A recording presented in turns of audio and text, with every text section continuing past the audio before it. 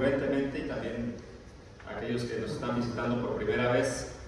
Sean todos muy bienvenidos.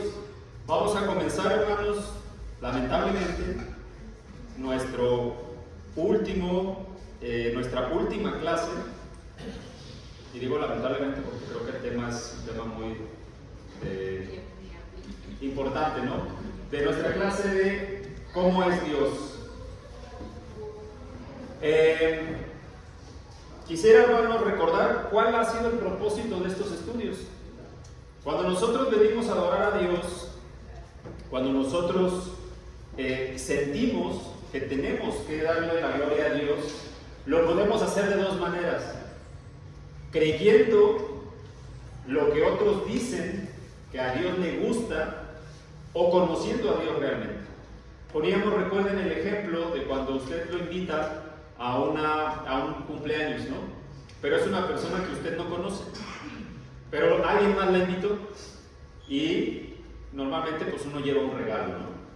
Entonces, ¿qué regalo le compraría a esa persona que usted no conoce? Pues muy difícilmente va a saber, ¿no? ¿Por qué? Porque no conoce a esa persona. ¿Qué tal que le regala algo que le puede llegar a molestar? ¿O qué tal que le regala algo que sí le gusta mucho, pero que al final usted cambió de decisión porque dijo, no creo que le guste esto? Tiene más o menos tal edad, seguramente sus gustos son así, pero ¿qué tal que es todo lo contrario? Ese lo pusimos como ejemplo para que entendamos que podemos llegar a adorar a Dios de una manera que quizá a Dios no le gusta. ¿Qué tal que estamos haciendo cosas que nosotros creemos que son buenas, que a Dios le agradan, pero no es así? Por eso estudiamos la palabra de Dios, para entender lo que Dios mismo nos dice acerca de Él. Y ya vimos, nos tomó bastantes, ahora sí meses realmente, estudiar cómo es Dios. Si ustedes recuerdan, vimos los nombres que Dios, con los que Él mismo se describe. Entre otros, está también su propio nombre que Él dio a conocer. Y luego vimos cómo es el carácter de Dios. Porque como decíamos, para conocer a una persona necesitamos saber cómo es su carácter. Nadie puede juzgar a una persona nada más por verla, ¿no? Yo creo que aquella persona es enojona, le gusta, no sé, bailar, y no le gustan las enchiladas. ¿Alguien puede decir eso de una persona viéndola? No, ¿verdad? Necesita saber cómo es Dios. Estos estudios han tenido su propósito, que nosotros no nada más vayamos con lo que, yo creo que a Dios esto sí le agrada. Pienso que a Dios le gusta esto porque no puede ser malo esto, ¿no? Estas clases tienen ese propósito. Entonces, ¿cuál es nuestro texto base, hermanos? Éxodo 34:6. Éxodo 34:6. Ahorita lo vamos a leer. Yo sé que los que han asistido regularmente seguramente ya se saben el texto de memoria, ¿cierto? Pues deberíamos, porque llevamos casi 2 meses estudiándolo. 8 clases más o menos. Éxodo 34:6 nos habla acerca de estas características en el carácter de Dios. ¿Alguien lo quiere leer? Éxodo 34:6, por favor. Y pasando Jehová por delante de él, proclamó: Jehová, Jehová, fuerte, misericordioso y piadoso, tardo para la ira y grande en misericordia y verdad. ¿Quién dame mi mano, por favor? Que guarda misericordia a millares, que perdona la iniquidad, la rebelión y el pecado, y que de ningún modo tendrá por inocente al malvado, que visita la iniquidad de los padres sobre los hijos y sobre los hijos de los hijos, hasta la 3ª y 4ª generación. Gracias, mi hermano Vicente. Quiero hacerles una pregunta y que sean bien honestos, hermanos, y no también los que nos visitan. ¿Cuántos de ustedes conocían esta autodescripción que Dios hace de sí mismo antes de que lo estudiáramos? O sea, a lo mejor muchos sí, a lo mejor muchos no. Por eso es importante saber qué es lo que dice Dios del mismo, cómo se describe a sí mismo. Estas son las características. La primera es el oso, no la van a encontrar ahí, pero la vamos a encontrar en Éxodo 24, cuando Dios está dando las tablas de los mandamientos. ¿Se acuerdan? Eso todo el mundo lo conoce, ¿no? Los 10 mandamientos. Ahí Dios dice, yo soy Jehová tu Dios que te sacó de tierra de Egipto, soy Dios celoso. Esa es la primera palabra que utiliza y luego les empieza a dar los mandamientos. Menciona muchos de estos. Si ustedes buscan la palabra justo, no lo van a encontrar ahí, pero lo entendemos por el versículo 7, que dice que es un Dios que perdona la iniquidad, que perdona el pecado y la transgresión, pero no dejará sin castigo al culpable, no tendrá por inocente al culpable, dice el texto. Y eso nos habla de justicia. Dios es un Dios que perdona, pero hoy vamos a ver la segunda parte. Ya vimos la semana pasada, ¿se acuerdan? Que Dios es un Dios que perdona, es un Dios que busca que el hombre se arrepienta para poder perdonarle. Dios no se agrada en castigar. Sin embargo, si el hombre es necio y no quiere escuchar su voluntad, Dios es justo y va a juzgar a cada uno, dice la Escritura, conforme ha actuado en su vida. Entonces, ya veíamos el texto, Éxodo 34, 6 y 7. Pasando Jehová proclamó esas características que veíamos. Y estábamos entrando hoy en el versículo 7, la semana pasada también.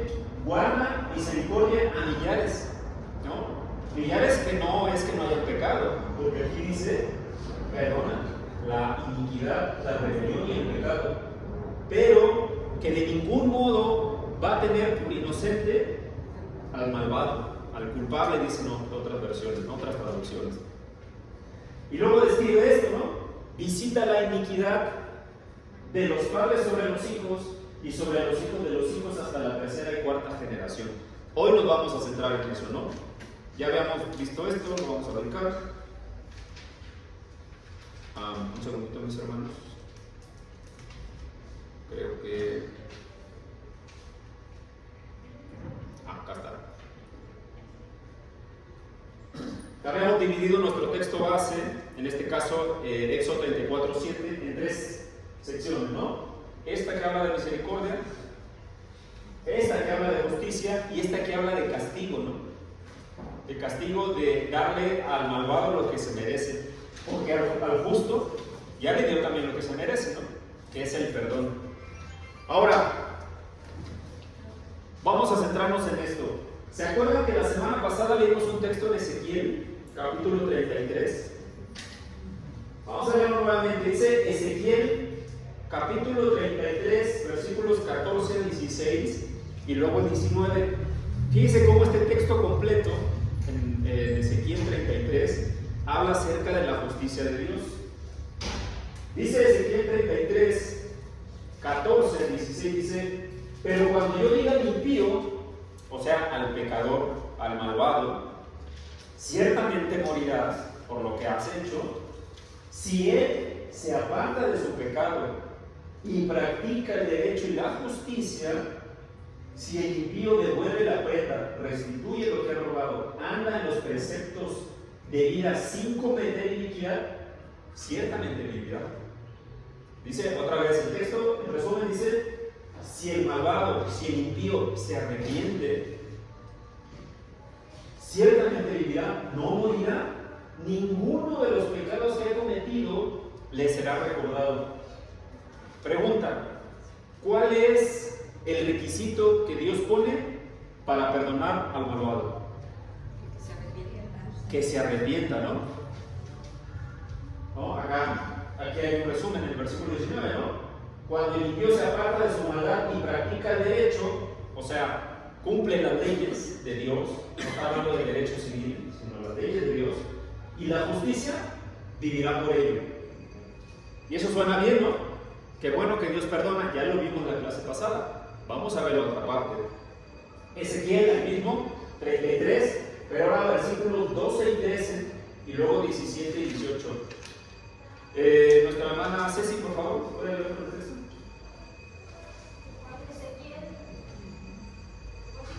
Ezequiel 33, 12 y 13, por favor.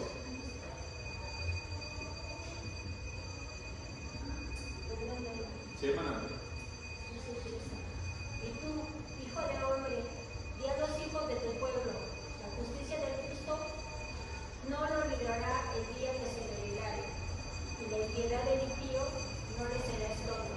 El día que se volviere de su impiedad, justo no podrá vivir por su justicia el día del pecado. Cuando dijera justo, de cierto vivirás, y el confiado en su justicia hiciera iniquidad, todas sus justicias no serán recordadas, sino que morirá por su iniquidad que hizo. Gracias. Esta es la otra parte. Dios dice, si el impío, el pecador, se arrepiente, vivirá. Vivirá por hacer justicia y por cumplir los mandatos de Dios.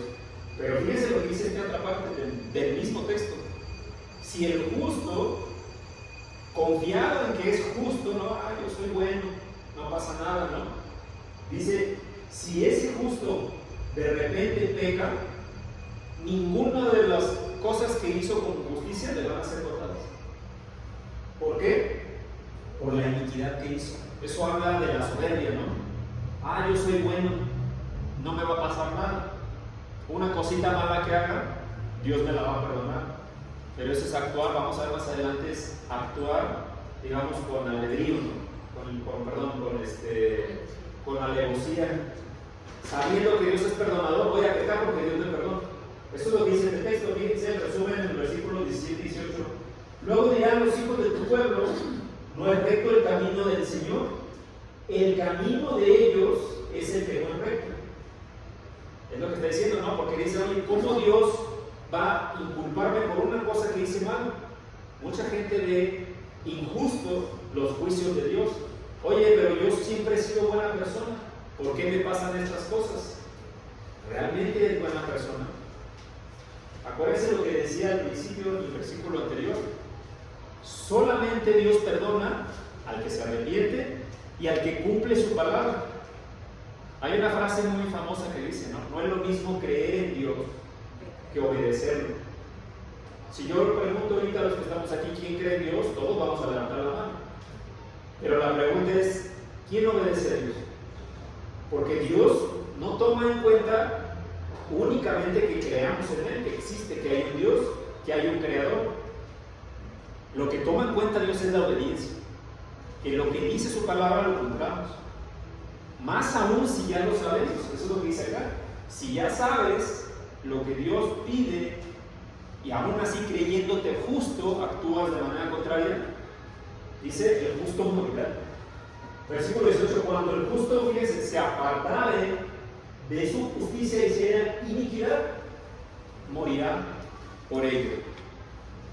Entonces, ¿a quiénes son los que Dios puede llamar culpables? A los que no se arrepienten. Uno, a los que no se arrepienten. ¿Qué más? A los que no creen en Dios. A los que no creen en Dios. Dos, ¿qué más?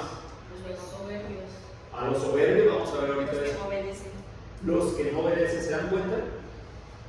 Es decir, por eso decimos que son importantes estos estudios de cómo es Dios, porque a lo mejor yo puedo pensar, y pongo mi propio ejemplo, ¿no? Hace 10 años yo pensaba que a Dios le agradaban las cosas que hacía, porque decía, pero ¿cómo le puede desagradar a Dios que yo haga ciertas cosas? Bueno, la realidad es que no lo supe hasta que no leí y estudié y entendí su palabra. Hoy podemos estar cayendo, hermanos y amigos que nos visitan, en pecado sin saberlo. Y pecados que a Dios no es que los califique como pecados, sino cosas que a Dios realmente aborrece. Hay cosas que Dios dice en su palabra que aborrece, que básicamente no puede con eso. Vamos a leer Isaías capítulo 53, versículo 8. Muchos ya deben de sabérselo. Isaías 53, versículo 8. Y vamos a leer la primera parte. Yo lo voy a leer. Dice: todos nosotros nos descarriamos como ovejas, nos apartamos cada cual por su camino. Voy a leerlo otra vez, porque estamos respondiendo esta pregunta. ¿Quiénes son a los que Dios puede llamar culpables? No yo como hombre, porque yo, dice la Escritura en Proverbios y en Salmos, que el hombre siempre es recto en su propio camino. Si yo como hombre me juzgo a mí mismo, yo voy a decir que soy buena persona. Y si yo juzgo a los demás, todos los otros son malos, ¿no? Son injustos, son pecadores. Pero ¿qué dice la Escritura? Todos nos descarriamos. Entonces, ¿todos somos culpables? Vamos a ver, vamos a ver. Romanos 3:23. Hermana Irma, por favor. Sí, dice la palabra de Dios. Por cuanto todos pecaron y están destituidos de la gloria de Dios. ¿Quiénes son los culpables? Todos. Pero recordemos que Dios tiene un atributo, que Él es fiel a sus promesas. Si Dios prometió que iba a perdonar, entonces vamos a ver qué significa eso. Apocalipsis 21:27, hermana Susi, por favor. ¿Puede leerlo? Y jamás entrará en ella nada inmundo, ni el que practica abominación ni mentira, sino solo aquellos cuyos nombres están escritos en el libro de la vida. Ya cambió, ¿no? Gracias, hermana, porque dice que todos nos hemos descarriado, todos somos culpables de pecados, pero Apocalipsis dice que, parafraseando y cambiando, dice aquí que nada inmundo entrará en ella, ¿no? Habla del reino de Dios, habla de la nueva Jerusalén. Nada inmundo entrará en ella. Entonces, ¿quiénes van a entrar? Pues los que no son inmundos, ¿no? Los que no practican abominación ni mentira, sino aquellos cuyos nombres están escritos en el libro de la vida del Cordero. O sea que todos somos culpables, pero Dios perdona. A quienes va a perdonar y a quienes no. Porque hoy nos estamos enfocando en esa segunda parte que dice que Dios no va a pasar por alto o no va a pasar por inocente al culpable. Es decir, hay unos que son culpables. A pesar de que todos pecan, hay unos que son perdonados y otros que no son perdonados. ¿Quiénes son esos? Ya vimos algunas características, ¿no? Los que no creen en Dios, los que no se arrepienten, ahorita vamos a ver sacar esa lista, y los que desobedecen. Si Dios dice, porque Dios es muy claro, ¿no? Si Dios dice, a mí me gusta que la adoración sea de esta manera, pero no me gusta esto, y nosotros decimos, bueno, yo quiero adorar como dice Dios, pero también quiero hacer esto otro, porque yo creo que no tiene nada de malo. Para Dios no hay eso. Dios dice, a mí me gusta así, y así tiene que ser. Pero vuelvo a repetir, estos estudios son para eso, porque muchas veces quizá lo hemos hecho sin saberlo. Y como dice la Escritura, pues nadie quiere provocar al Dios vivo, ¿no? Nadie quiere provocar su ira, por supuesto, porque pues Él es el creador de todo. Marcos capítulo 16, versículos 15 y 16, hermano Margarita, por favor. Y les dijo, id por todo el mundo y predicad el evangelio a toda criatura. El que crea y sea bautizado será salvo, pero el que no crea será condenado. Ya vamos entendiendo quiénes son los culpables, ¿no? A quienes Dios no va a perdonar. ¿Qué dice otra vez el texto? Dice, esta es la gran comisión, ¿no? Vayan, le dice a los apóstoles, prediquen el evangelio, hablen acerca de lo que ha hecho el Hijo de Dios. Y el que crea, fíjense, no nada más el que crea, dice, el que sea bautizado. No basta creer, hay que ser bautizado. Ese será salvo. Pero el que no crea será condenado. ¿Qué pasa con una persona que le hablan acerca de Dios, sabe que Dios envió a su Hijo Jesús para perdón de pecados, pero dice, sí, yo creo en Dios y está muy bien, pero no me quiero bautizar? ¿Cuál va a ser el resultado? Según la palabra de Dios, será condenado, ¿verdad? O sea, tiene que creer y obedecer. No nada más es creer, tiene que creer y obedecer. De otra manera, será condenado. Ya no hay perdón. No va a haber perdón. ¿Hasta cuándo tiene esa persona para arrepentirse y obedecer? Pues mientras viva o mientras venga el Señor por segunda vez, como dice la Escritura, ¿no? Entonces, esto es una cuestión importante porque de eso depende la vida espiritual de las personas. Aquí y cuando venga el juicio, el segundo juicio, ¿no? La palabra de Dios es muy clara, dice que, y hago una pregunta, ¿no? ¿Quién quiere tener vida eterna? Todos, ¿no? ¿Quién va a tener vida eterna? todos, pero va a haber una diferencia. Unos van a estar en la presencia del Señor. ¿Quién quiere estar en la presencia del Señor por la vida eterna? Todos, ¿no? Pero para los que sean condenados, ¿qué creen que va a haber? Alguien que piensa que cuando uno muere, ya murió y pues ya no vive en la presencia del Señor, ya ahí quedó. No es verdad. La Escritura dice que ellos serán arrojados al lago de fuego y azufre, donde será el llorar y el crujir de dientes. ¿Por cuánto tiempo? Por la eternidad.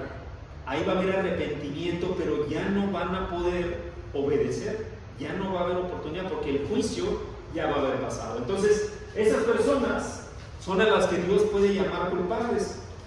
Ahora, vamos a ver, vamos a entender el contexto, ¿no? Porque siempre es importante entender por qué Dios dice, no voy a pasar por inocente al culpable.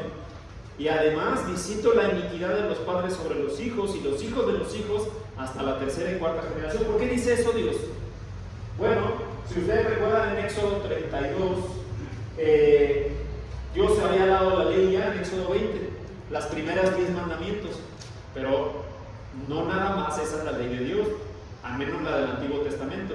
Después vinieron cerca de 600 mandamientos más, que involucran muchas cosas, ¿no? Pero cuando Dios estaba dándole la ley al pueblo a través de Moisés, dice esto, versículo 32, capítulo 32, versículos 1 y 2, el pueblo vio que Moisés tardaba en bajar del monte Sinaí, ¿no? Se estaba dando las tablas.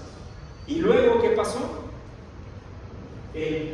La gente se congregó alrededor de Aarón y le dijo, levántate, haznos un Dios que vaya delante de nosotros. En cuanto a este Moisés, el que estaba ya lejos, el hombre que nos sacó de Egipto, de la tierra de Egipto, no sabemos qué le haya acontecido.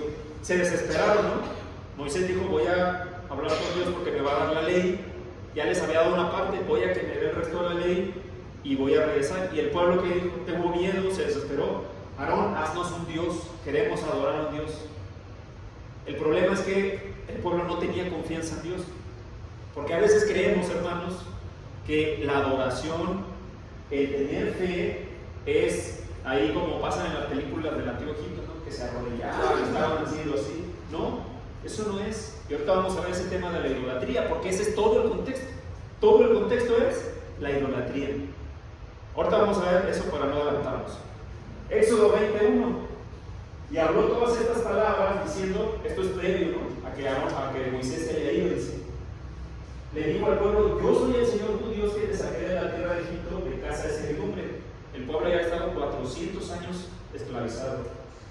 Y Dios le dice, yo te saqué de esa tierra de esclavitud. No tendrás otros dioses delante de mí. Les quiero hacer una pregunta, ¿eso es claro? ¿Se entiende? ¿Todo el mundo puede entender esto? Ok. Todavía les da una explicación qué significa esto porque es importante. Vuelvo a repetir. Ahí que empieza, voy a tener una estatua ahí, lo voy a adorar. No nada más es eso, la adoración. No te harás ídolo, fíjense lo que dice, ni semejanza alguna de lo que está arriba en el cielo. ¿Qué hay arriba en el cielo? Ángeles, el sol, los astros, planetas, ni abajo en la tierra. ¿Qué hay en la tierra?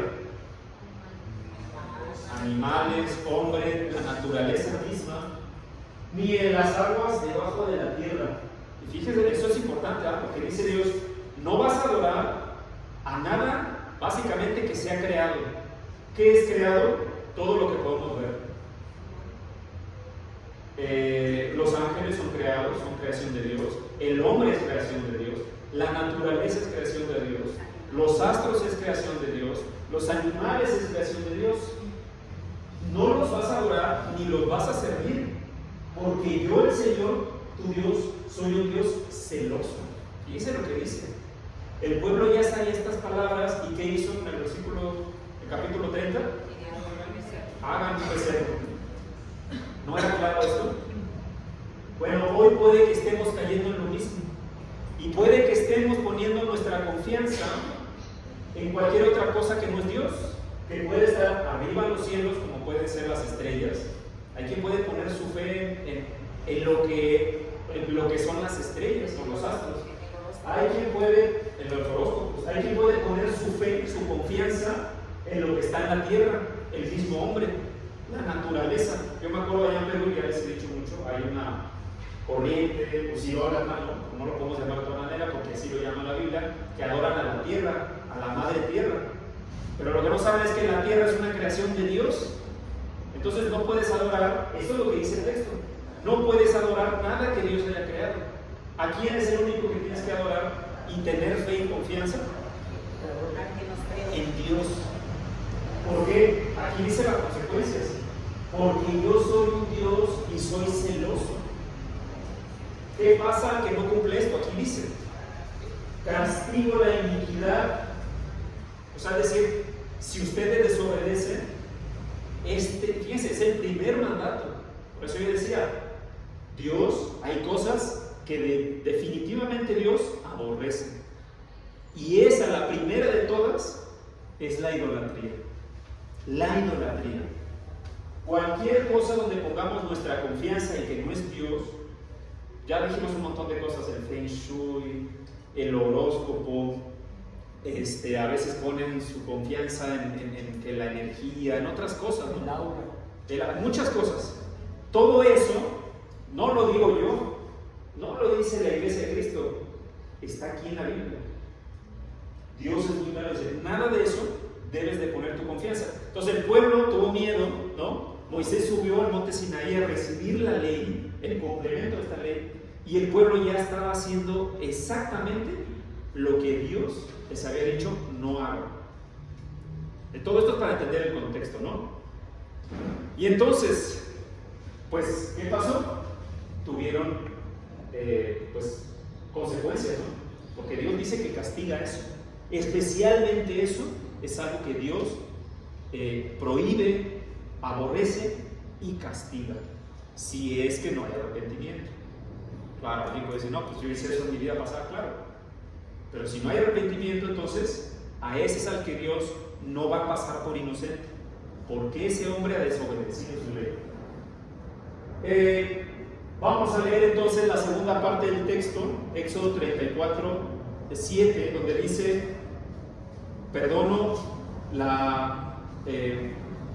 tengo misericordia a millares, pero visito la iniquidad. A la última parte del versículo 7, Éxodo 34, 7 dice: visito la iniquidad de los padres sobre los hijos y los hijos de los hijos hasta la tercera y cuarta generación. ¿Qué significará eso? Pues que como todos somos pecadores, todos. Dice: visito la iniquidad de los padres hasta la tercera y cuarta generación. Ahorita vamos a ver eso. No se me adelante, vamos a ver esto. Génesis 2, 15 al 17, dice la escritura: entonces el Señor tomó al hombre y lo puso en el huerto del Edén para que lo cultivara. Esto es la creación, ¿no? Dios creó todo. Dice que creó los cielos, la tierra, pero no nada más eso. Creó las estrellas, creó los ríos, los animales, creó todo lo que podemos ver. Es creación de Dios. Por eso dice Dios: no puedes adorar nada que yo he creado, incluyendo el propio hombre, ¿no? Dice: entonces el Señor tomó al hombre y lo puso en el huerto del Edén. ¿Para qué? Para que lo cultivara y lo cuidara. 16. Y ordenó el Señor Dios al hombre diciendo: de todo árbol del huerto podrás comer, pero del conocimiento del bien y del mal no comerás, porque el día que comieras de él ciertamente morirás. ¿Está claro este mandamiento? ¿Sí, no? Dijo el Señor: aquí está, mira, yo te doy todo, está el huerto del Edén, come de todo lo que desees, excepto de ese árbol que está allá, de ese no comas porque morirás. ¿Qué pasó? Estamos viendo a quién Dios llama culpables, ¿no? ¿Dónde está el castigo? En la desobediencia. Génesis 3, 4 dice: y la serpiente dijo a la mujer: ciertamente no morirás. La serpiente es Satanás, ¿no? La serpiente dijo a la mujer: Dios te dijo que no comieras de eso. No es cierto, no vas a morir. Dios sabe que el día que coman de él serán abiertos vuestros ojos y seréis como Dios, conociendo el bien y el mal. Cuando la mujer vio que el árbol era bueno para comer y que era agradable a los ojos, y que el árbol era deseable para alcanzar sabiduría, aquí ya está hablando de un sentimiento que básicamente es como querer parecerse a Dios. Quería ser como Dios, quería tener sabiduría, tomó del fruto y comió, y dio también a su marido que estaba con ella, y comieron los dos. ¿Qué pasó ahí? Desobedecieron, ¿no? Así como hoy Dios nos da muchos mandamientos que son muy claros, nosotros podemos decir, no creo que pase nada, ¿no? Pues sí, ¿qué va a pasar? Aquí la mujer, en este caso, pensó lo mismo y también Adán, porque los dos comieron. Bueno, no creo que moramos, vamos a hacerle caso a la serpiente, ¿no? Que es engañadora. No va a pasar nada, comamos. Vamos a alcanzar la sabiduría de Dios. Total, pues comieron. ¿Y qué pasó después? Bueno, pues dice la Escritura que fueron expulsados y Dios puso querubines, ¿no? Que tenían espadas para evitar que alguien volviera a entrar al jardín del Edén. Y el hombre fue expulsado. Y aquí quiero hacer la primera pregunta. ¿Quién fue expulsado del jardín del Edén? ¿Quién? Nada más. Y toda su descendencia, ¿no? Toda su descendencia. Entonces, fíjense lo que dice el texto, Éxodo 34:7. Visito la iniquidad de los padres sobre los hijos y de los hijos sobre los hijos hasta la tercera y cuarta generación. ¿Quién sufrió las consecuencias del pecado? Los hijos. Los hijos y todos los demás. Porque a menos que usted diga lo contrario, bueno, aquí la Ciudad de México es muy bonita, ¿no? Pero no creo que este sea el Edén, ¿no? No es el Edén. Entonces, los hijos a lo mejor no cometieron ese pecado, pero sufrieron las consecuencias de ese pecado. Y ahorita vamos a ver ejemplos más adelante de esa parte, ¿no? De cómo es que Dios dice, visita la iniquidad de los padres sobre los hijos. Pero antes, vamos a ver entonces quiénes son los culpables. Proverbios capítulo 6, versículos 16 al 19. Hermana Esther, por favor. 6 cosas hay que oír el Señor, y 7 son abominación para Él. Ojos soberbios, lengua mentirosa, manos que derraman sangre inocente, un corazón que maquina planes perversos, pies que corren rápidamente hacia el mal, un testigo falso que dice mentiras, y el que siembra discordia entre hermanos. Gracias. Fíjense, voy a volver a leer el texto. Dice, 6 cosas hay que odiar al Señor y 7 son una abominación para Él. No quiero que, hermanos, que nos quedemos con los números, ¿no? Nada más son 6 o nada más son 7, no es cierto. Este es un juego de palabras que se utilizaban en hebreo para decir que hay muchas cosas, ¿no? Decían 6 y aún 7, o decían 4 y aún son 5, ¿no? Era un juego de palabras. Pero vean la lista de cosas que dice que Dios odia. Son abominación para Él. Ojos soberbios. La soberbia es un pecado que no nada más es mencionado aquí. Hay muchos textos de las Escrituras donde dice Dios resiste al soberbio. O sea, al que piensa que todo lo que tiene, que todo lo que hace es porque esta persona es muy buena, ¿no? Pero yo soy el mero mero, ¿no? Eso Dios lo aborrece. Por eso todo lo que tengamos, todo lo que vayamos a hacer, todos nuestros planes tienen que estar en manos de Dios. Por eso oramos, Señor, si tú quieres que se haga esto. No podemos decirle al Señor, si vas a querer esto, porque no sabemos. Es la voluntad de Dios que se haga o no. La lengua mentirosa. A veces decimos, no, hombre, mentira, es una mentirita piadosa. No pasa nada si digo esto. A Dios la mentira no le gusta. Manos que derraman sangre inocente. Y esto podemos decir, bueno, pues claro, ¿cómo va a Dios permitir el asesinato? Un corazón que maquina planes perversos, ¿no? La gente que hasta hace planes para, por ejemplo, esto sucede mucho en los temas, ahora sí que de dinero, ¿no? Voy a hacer tal cosa y luego dejo de pagar y ya no pago las tarjetas y no sé, cambio de dirección y ya está. Esas son cosas planificadas, es un pecado planificado, ¿no? Los pies que corren rápidamente hacia el mal. Aquel que apenas está solo, no lo ve nadie, no lo ven los hermanos ya, o la familia, ¿no? Y tiene una doble vida, básicamente, ¿no? Un testigo falso que dice mentiras y el que siembra discordia entre hermanos. Todas estas podrían decir, pues es obvio que Dios no quiere estas cosas, ¿no? Pero fíjense que dice la Escritura, 1 Corintios 6, 9 al 10, hermano Vicente, por favor. 1 Corintios 6, 9 al 10, porque no nada más son cosas obvias. A veces podemos decir, bueno, pero hoy está muy de moda cierto tipo de cultura, ¿no? Que es muy errada de acuerdo a la palabra de Dios. Adelante, hermano Vicente. ¿No sabéis que los injustos no heredarán el reino de Dios? No erréis, ni los fornicarios, ni los idólatras, ni los adúlteros, ni los afeminados, ni los que se echan con varones, ni los ladrones, ni los avaros, ni los borrachos, ni los maldicientes, ni los estafadores heredarán el reino de Dios. Gracias, hermano. Fíjense cómo empieza el texto. ¿No saben que los injustos no heredarán el reino de Dios? Y la pregunta es, ¿quiénes son los injustos? ¿No? Bueno, el mismo texto lo describe. Dios considera estos injustos porque no hacen justicia, no obedecen su palabra. Y hay una lista, ¿no? Y después hay otras listas más, en Gálatas podemos encontrar otra lista. Dice, no os dejéis engañar. Es una advertencia, no dejen que los engañen. Porque yo decía, no, hoy hay campañas que dicen, no, love is love, ¿no? El amor es amor. Dice, no importa si es hombre, mujer, mujer por mujer, etcétera, ¿no? Hay ya miles de combinaciones, casi, ¿no? No pasa nada porque Dios es amor y Dios nos ama a todos. Eso dice Dios. Por eso es importante estudiar, ¿no? ¿Cómo es Dios? Dios aprueba eso.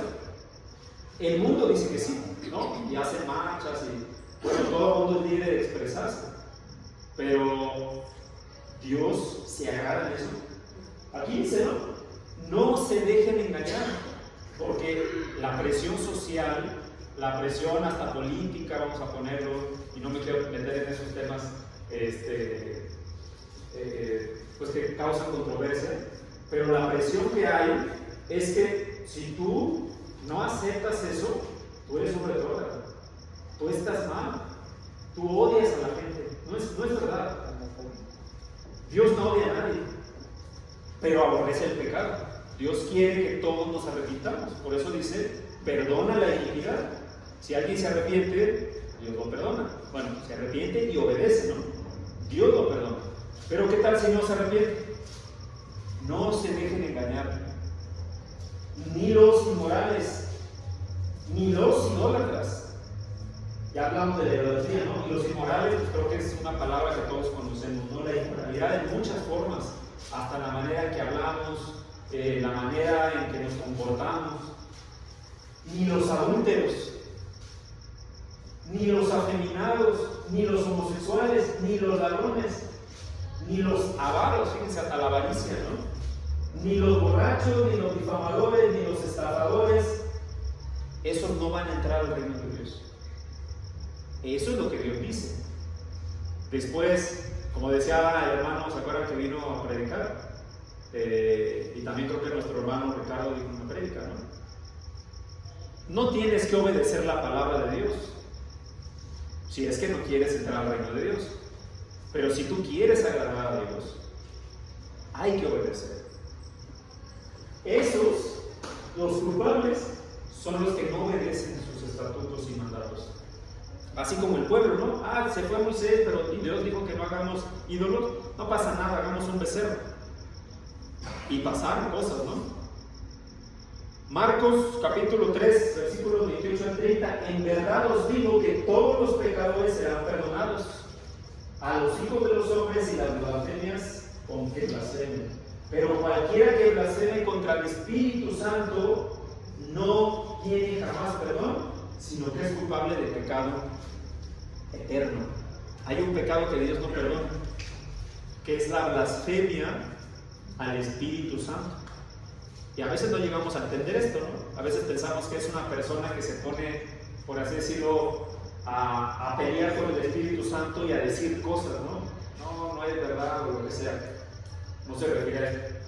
Este texto significa el que conoce el Espíritu Santo, tiene el Espíritu Santo, pero actúa en contra del Espíritu Santo, o sea, es decir, el que es apóstata, el que ya conoce la palabra de Dios y es apóstata, es decir, el que renuncia, ese no tiene perdón, no hay segunda salvación, solamente hay una vez que se bautiza para perdón de pecados.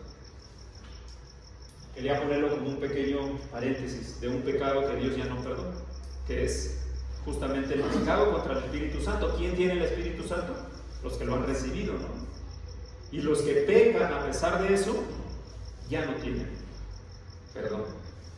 ¿Qué significa? Que dice Dios visita la iniquidad hasta la tercera y cuarta generación. Ahora sí tenías un comentario, hermano. Sí, gracias. Bueno, yo en esta parte lo he tratado de entenderlo. Muchos hermanos, incluso en la misma iglesia de Cristo, lamentablemente, todavía creen que hay maldiciones generacionales debido a este versículo, ¿no? Yo al menos lo que he entendido es que la maldad que hay en el ser humano, pues el Señor básicamente ya te entregó a la maldad, ¿no? Ya no permite que sigas regodeándote en tu pecado y se lo transmites a tus hijos y sigue permitiéndolo que siga uno tras otro, vaya, ¿no? Por las consecuencias de lo mismo, ¿no? Si alguien no conoce de Dios, no le enseña de Dios y tiene unas actividades o cosas, carácter que va en contra del Señor, se lo va enseñando a sus hijos. Y eso mismo va sucediendo, todo a su alrededor vuelve a pasar lo mismo, las mismas consecuencias que tuvieron sus padres. Ahora los hijos la tienen, pero porque están viviendo de la misma manera y el Señor básicamente los está entregando a su maldad. Gracias, hermano. Hermano Ricardo. Complementando con lo que dijo mi hermana, en Ezequiel 18, hermano, está muy claro el ejemplo. Ahí viene como un padre que fue pecador tiene un hijo que él no siguió los pasos del padre. Y de hecho en Ezequiel 18:20 dice: el alma que pecare, esa morirá. El hijo no llevará el pecado del padre, ni el padre llevará el pecado del hijo. Entonces aquí lo que estamos viendo, hermano, porque muchas veces dicen, por ejemplo, un homosexual nace o un asesino nace. No, esa es una mentira del diablo. Un niño, un bebé no nace ni homosexual, ni asesino, ni estafador. No es cierto. Eso depende de cómo recibieron los valores de sus padres. ¿Sí? Entonces, aquí en Ezequiel 18 es un texto muy claro y ahí viene así: generación sobre generación, hijo, padre, abuelo, todo eso. Como cada uno pecó y el otro no. Dice, aunque sea mi padre, yo no voy a seguir los pasos de mi padre. Por eso dice: el alma que pecare, esa morirá. Y esto, hermano, esto descarta la doctrina de que del pecado original, sí, que eso no existe, hermano. Sí. O sea, es que todos llevamos el pecado de Adán y pues ya mi bebé hay que bautizarlo porque hay que quitarle el pecado. Pero aquí la Escritura dice, hermano, que la maldad del hombre empieza desde su juventud. En Génesis 8, bien, desde su juventud. Un bebé, porque dice el Señor, de los tales es el reino del Señor. Los bebés y los niños. Por eso cuando la Escritura dice el que crea y sea bautizado será salvo, pues obviamente un bebé no tiene conciencia, no puede creer en algo que no entiende. Por eso dice que la maldad empieza en la juventud, cuando uno empieza a cobrar conciencia que es bueno y que es malo, y uno decide si hace cosas buenas o hace cosas malas. Entonces, volviendo al punto, vamos a ver lo que dice el texto. Génesis 3:23: y el Señor echó del huerto del Edén, lo habíamos visto, ¿no? Para que labrara la tierra de la cual fue tomado. Expulsó pues al hombre al oriente del huerto del Edén, puso querubines y una espada encendida que giraba en todas direcciones para guardar el camino. Ya hicimos la pregunta. No nada más fue Adán y Eva los que fueron expulsados, sino todos los demás, porque ellos empezaron a tener descendientes después. Ahora, cada hombre tomó su camino. En la palabra de Dios hay hombres buenos y hay hombres que no siguieron la palabra de Dios. Números 14, versículo 28. Diles: vivo yo, declara el Señor, que tal como habéis hablado a mis oídos, así haré con vosotros. Fíjense, ahora vamos a ver este tema. En este desierto caerán vuestros cadáveres, todos enumerados, todos los contados de 20 años arriba, que han murmurado contra mí. Voy a hacer paréntesis. Habían llegado básicamente ya a la orilla de la tierra de Canaán, ¿no? Y habían enviado hombres a que vieran cómo era esta tierra. Tenían que explorar, ¿no? Y algunos hombres dijeron: no, hay gigantes, esta tierra pues, está muy bien, pero hay mucha gente, son muy poderosos, nos van a derrotar en número. Y había 3 que dijeron: no, Señor, sí, nosotros tenemos confianza. ¿Qué pasó con esos que no tuvieron confianza en Dios? Dice: todos esos van a morir. De cierto que vosotros no entraréis a la tierra, la cual puede estableceros, excepto Caleb, hijo de Jefone, y Josué, hijo de Nun. Y fíjense lo que dice el 37: aquellos hombres que dieron el mal informe acerca de la tierra murieron debido a una plaga delante del Señor. No termina ahí, porque ¿quiénes fueron los que dijeron eso? Pues estos hombres, ¿no? Y ellos murieron. Más adelante, Números 16 al 30. Y aconteció que cuando terminó de hablar todas estas palabras, la tierra debajo de ellos se partió. Y abrió la tierra y su boca y se tragó las casas a ellos, fíjense, a sus casas. Y bueno, este es otro texto, perdón. Este es el texto de Coré, la rebelión de Coré, ¿no? Donde el que peca es Coré, pero no nada más muere Coré, sino muere su familia y todos los otros levitas que habían pecado. Dice que eran 250,000. Todos esos hombres habían pecado y no nada más murieron ellos, sus casas también. Ahí se abrió la tierra. ¿Qué culpa tenían los demás? Ahora sí que, pero recuerden que en ese momento los varones, padres de familia, que eran patriarcas, ellos tenían la responsabilidad de la vida espiritual de todos los que estaban bajo su casa. En el texto anterior que habíamos visto, fíjense, todos vuestros enumerados, de todos los contados de 20 años arriba, todos murieron. No nada más este grupo de hombres que fue enviado como espías, sino todos los demás, todos los que eran de esas casas. Seguramente alguien más recuerda a Saúl, el primer rey de Israel. Dios lo unge, luego Saúl desobedece, Dios le dice: tienes que ir contra este pueblo, matarlos a todos y no te traigas nada, destruye todo el botín. Saúl deja vivo al rey, toman lo mejor, el ganado, toman el botín de oro, etc., y lo guardan. Y Dios le dice: como tú no obedeciste a la voz de Jehová, ni cumpliste la orden de subir contra Amalek, que era el rey, por eso Jehová te ha hecho esto hoy. Le quitó la bendición, digamos, y luego se la transfirió a David, al rey David. Y Jehová entregará a Israel también contigo en manos de los filisteos. Fíjense, ¿quién pecó? Saúl. Fíjense lo que dice: y Jehová entregará a Israel también contigo a manos de los filisteos. Hasta ahí todo bien, ¿no? Y mañana estarás conmigo tú y tus hijos.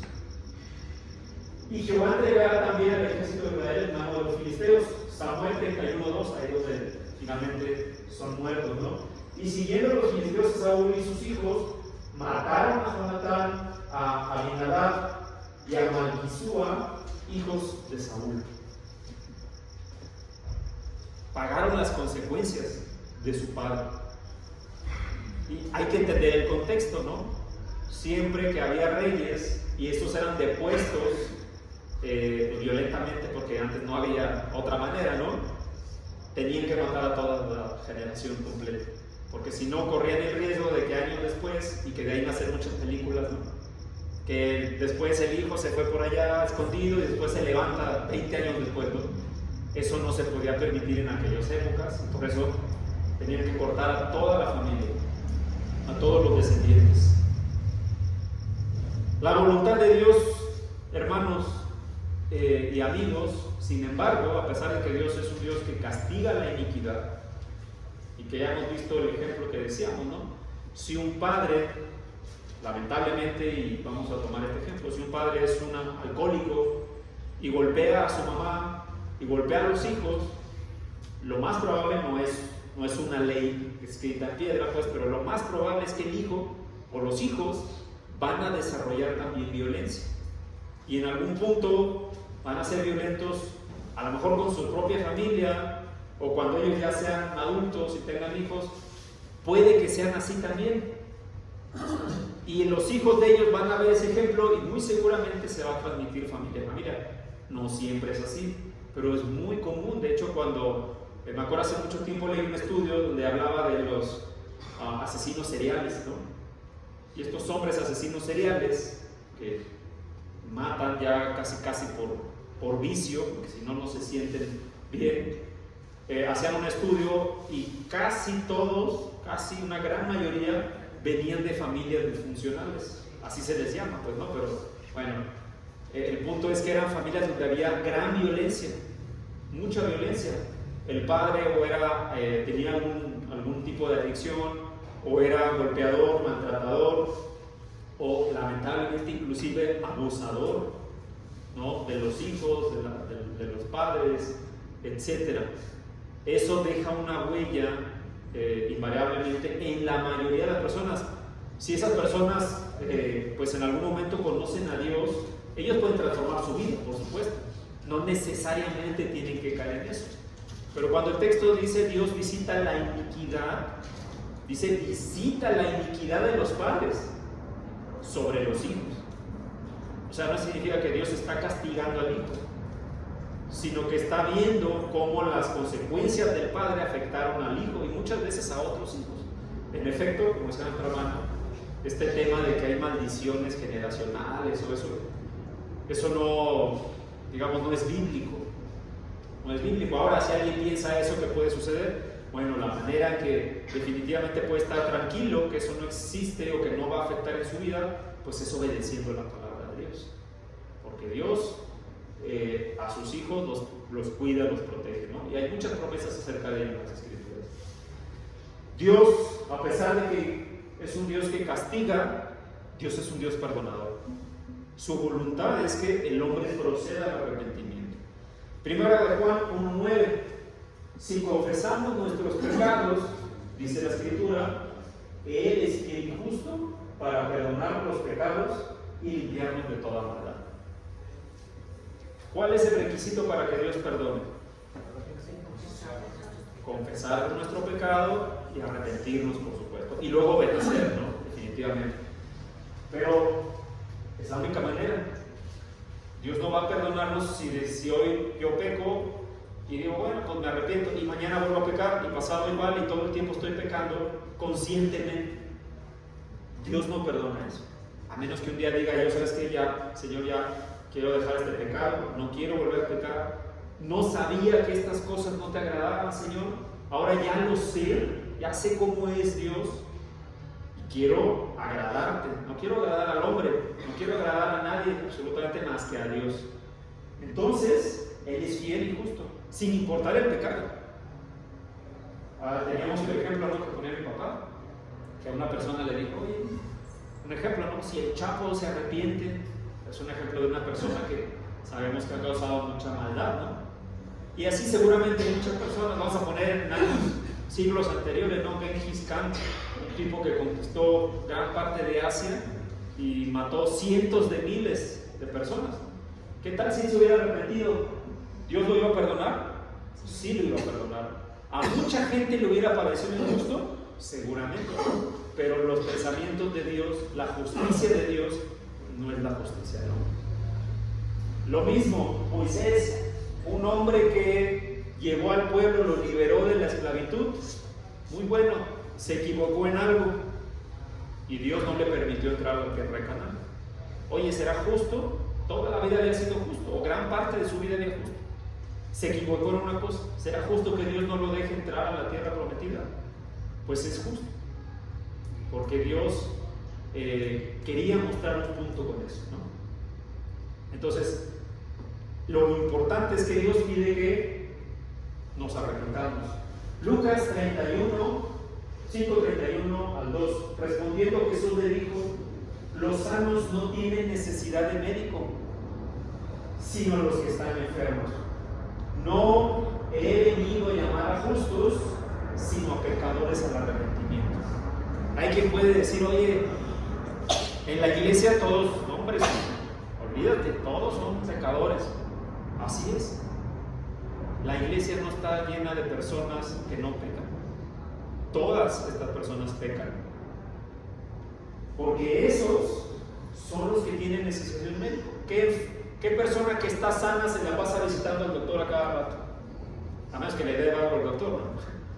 Pero ¿qué persona con plena salud está visitando al médico? Ninguna.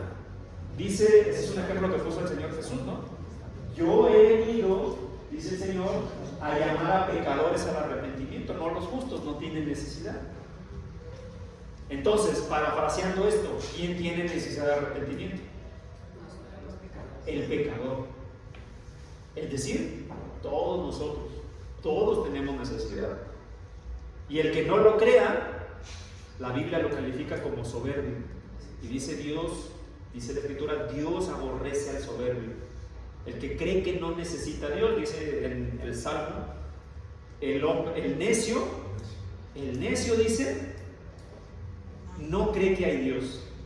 El que no cree que hay Dios, ese Dios mismo lo califica como necio.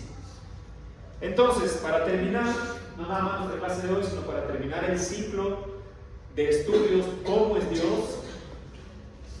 Quiero preguntarles, hermanos, y aquí hay apertura para que participe, todos pueden participar, no nada más los miembros de la iglesia, nuestro visitante también. ¿Cómo es Dios, hermanos? Misericordioso, ¿qué más? Celoso. Tardo para la ira. Grande en misericordia, grande en amor leal, fiel, justo. Amoroso, definitivamente. Porque si no fuera amoroso y nosotros pecamos, no nos perdonaría, ¿no? Yo quiero que analicen todos en este momento en su mente, hagan un ejercicio de introspección. ¿Cuántas veces Dios nos ha perdonado nuestros pecados? ¿Cuántas? Muchas. Desde que nacimos nos está perdonando. Desde que tenemos conciencia. Porque un bebé, por ejemplo Samuelito, ¿él peca? Él no peca. Desde que tenemos conciencia, pecamos. Y Dios nos perdona y la prueba es que estamos vivos. Pero va a llegar un punto donde Dios no nos va a dar más oportunidad de arrepentirnos y de obedecer su palabra. Otra vez, no nada más es creer, es obedecer. Ahora quiero hacerles otra pregunta. Estamos haciendo un resumen de toda la serie de estudios. ¿Qué cosas a Dios le agradan? Porque el estudio general se llama ¿Cómo es Dios?, ¿no? Y la idea principal es que conozcamos cómo es Dios y evitar caer en errores al momento de querer agradar a Dios. ¿En qué cosas se agrada a Dios? Obediencia. ¿Qué más? Que lo lavemos. ¿Qué más? Que sigamos su palabra, ¿no? ¿En qué cosas se desagrada a Dios? La desobediencia. La desobediencia. ¿Qué más? La injusticia. La soberbia. La soberbia. Ya vimos una serie de pecados que menciona. Hay muchos más. Vuelvo a repetir, hay muchos más, otros que están mencionados, ¿no? Finalmente la Escritura dice, al que sabe hacer lo bueno y no lo hace, le es pecado, ¿no? Hermana, A Dios no le agrada que hagamos sacrificios, dice Samuel, pero es lo que le agrada es que lo obedezcamos. Así es. No quiere que nos sacrifiquemos. A lo mejor a veces nosotros podemos pensar que si dejamos de hacer algo que nos guste a nosotros y nos sacrificamos y no lo hacemos, pero al otro día nos vamos a la iglesia o no obedecemos las cosas de Dios. No, Dios no quiere el sacrificio, Dios quiere que lo obedezca, porque Dios ya sabe que nosotros tenemos una naturaleza pecaminosa. Dios sabe, pero Él, como estamos viendo que Él nos perdona las iniquidades, pero Él lo que quiere es que obedezcamos lo que Él dice en su palabra. No le interesa que nos estemos estemos sacrificando en aguantarnos. A lo mejor digan, vaya, ay, tengo muchas ganas de ir al baño, pero no puedo, tengo que estar aquí. Dios no ve eso. Dios quiere que lo obedezcas. Eso es lo que Dios quiere. Dice la Escritura que es mejor que el holocausto y los sacrificios es la obediencia. Dios lo que busca es que obedezcamos, y para obedecerlo pues tenemos que conocerlo, ¿no? Si no lo conocemos, vamos a creer que lo estamos obedeciendo, pero a lo mejor no es así.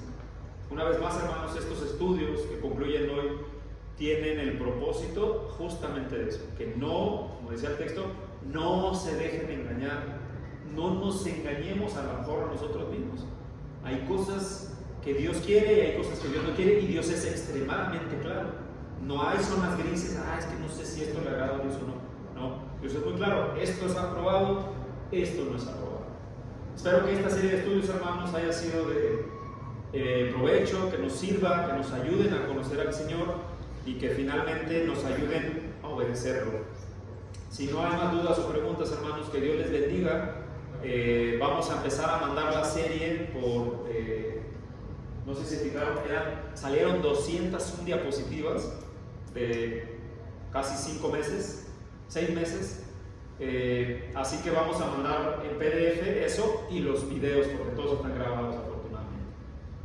Que Dios les bendiga, mis hermanos. Adelante. Gracias, hermanos.